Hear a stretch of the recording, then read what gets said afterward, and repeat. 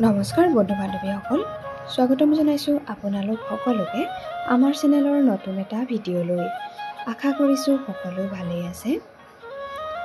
দ্বিতীয়বাৰৰ বাবে পুনৰবাৰ বিয়াত বহিবলৈ লৈছে অসমৰ ছবি জগতৰ জনপ্ৰিয় অভিনেত্ৰী জুপিতৰা ভূঞা।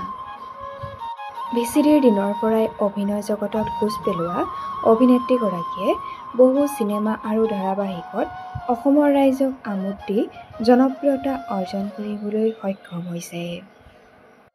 জীৱনত বহুত ঘাত প্ৰতিঘাত পৰিক্ৰম কৰি পুনৰবাৰ নিজৰ জীৱনটোক নতুনকৈ সজোৱাৰ সপোন দেখিছে অভিনেত্ৰী জুপিতৰা ভূঞাই।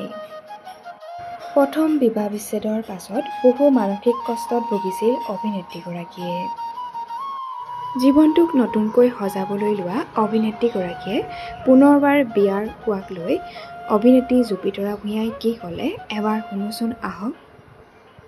সম্পৰ্কত আছো।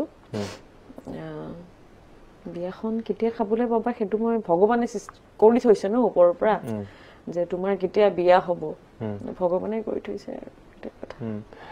তাৰ লগত এটা সম্পৰ্কত আছো, তেখেত কিন্তু মোক বহুত মানে বুজি পায়, মোৰ সম্পৰ্ক বুজি পায়, মোৰ সকলো ধৰণৰ বস্তুবিলাক বুজি পায়, মোৰ কাম বুজি পায় হা।